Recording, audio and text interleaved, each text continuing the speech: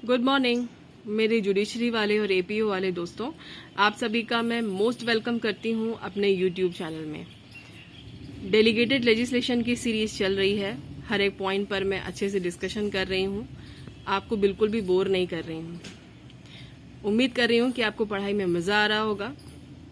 आज का जो पॉइंट है वो है डेलीगेशन ऑफ टैक्सिंग पावर, कराधान की शक्ति का प्रत्यायोजन।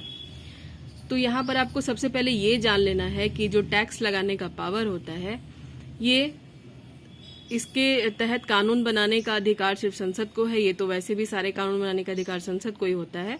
वो लोग अपने पावर सिर्फ डेलीगेट करते हैं।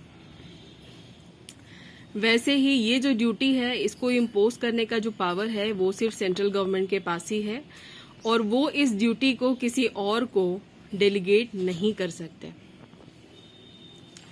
टैक्स लगाने की जो ड्यूटी है वो एक बहुत ही ज़्यादा इम्पॉर्टेंट और नेसेसरी ड्यूटी है गवर्नमेंट की। आर्टिकल 265 अगर आप देखेंगे तो आपको वहां पर पढ़ने पर पता चलेगा कि बिना कानून का अधिकार प्राप्त हुए कोई भी कर यानी कि टैक्स नहीं लगाया जा सकता। इस वाक्य यानी इस सेंटेंस का मतलब होता है, जब तक विधानमंडल यानी लेजिस्लेचर कानून बना के आपसे खुद ना कहे कि आपको इस पर्टिकुलर पॉइंट पर, इस पर्टिकुलर चीज पर टैक्स लगेगा, आपको टैक्स देना है, तब तक आपसे कोई भी टैक्स जो है वसूल नहीं किया जा सकता। तो कानून बनाना पड़ता है इस बात के लिए कि आपको फलानी चीज पर टैक्स देना है, आपको यहाँ पर ये टैक्स देना होगा। तो ये तो आपको पता चल गया कि डेलीगेट को नहीं, इस पावर को डेलीगेट नहीं किया जा सकता। लेकिन कहीं कहीं कुछ ऐसी बातें हैं जहां पर परमिशेबल लिमिट्स के साथ में कुछ लिमिट लगा करके परमिशन दी जा सकती है इस तरह के पावर को डेलीगेट करने की। यानी विधायिका जो है कुछ शर्त लगा करके इस बात की परमिशन दे सकती है कि इस कार्यपालिका जो है इससे संबंधित कानून बनाए और अपने हिसाब से जो है टैक्स लगाए, but without any limit. Legislature का एग्जीक्यूटिव को पावर डेलीगेट करना सिर्फ एक विवाद का मुद्दा है और कुछ भी नहीं। इस पॉइंट को समझने के लिए हम दो केस लॉ का भी सहारा लेंगे। दोनों ही बहुत इंपॉर्टेंट है इस पॉइंट से रिलेटेड। आपको ऊपर में दिख रहा है Devi Das versus state of Punjab, AIR 1967।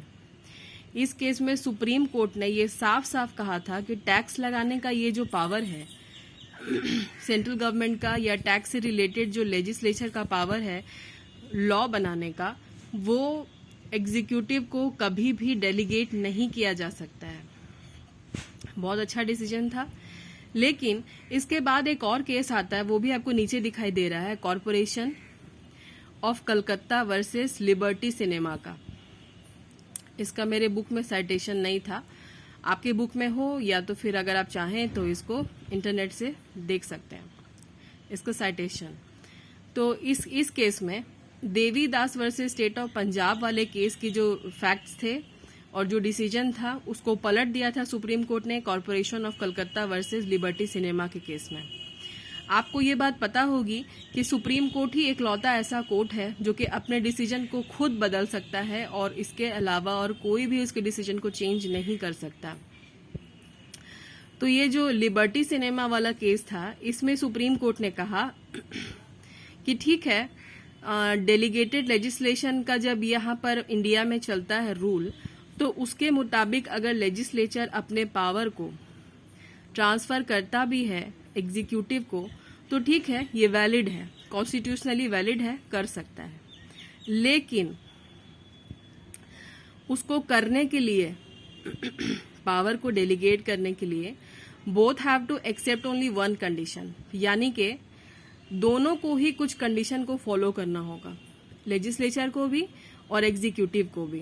And the condition is parliament has to guide the executive from time to time, यानी कि संसद को समय समय पर गाइड करना होगा इस बात के लिए कि एग्जीक्यूटिव कब, कैसे, कहाँ, किस तरह की जो है टैक्स लगा सकता है, किस तरह का नहीं लगा सकता है। तो बिना कंडीशन के, बिना शर्त के एग्जीक्यूटिव के पास में ऐसा कोई राइट नहीं है कि वो इस तरह की ड्यूटी जो है इम्पोज करे, कोई भी टैक्स लगाए या टैक्स से संबंधित कोई भी लॉ बनाए।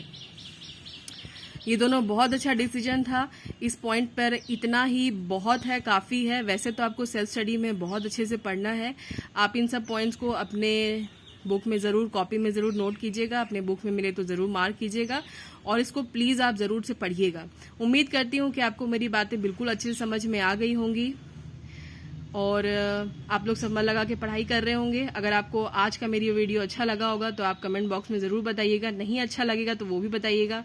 समझ में नहीं आए तो दोबारा से पूछिएगा, तिबारा से पूछिएगा, जितनी बार पूछिएगा मैं उतनी बार बताने के लिए तैयार हूँ। शेयर कीजिएगा इस वीडियो को, जो लोग भी तैयारी कर रहे हैं शायद उनके आप और हम कुछ काम आ सकें। मेरे वीडियो को अब तक आपने नहीं देखा है पिछले वाले सारे वीडियो को तो प्लीज़ देखिएगा।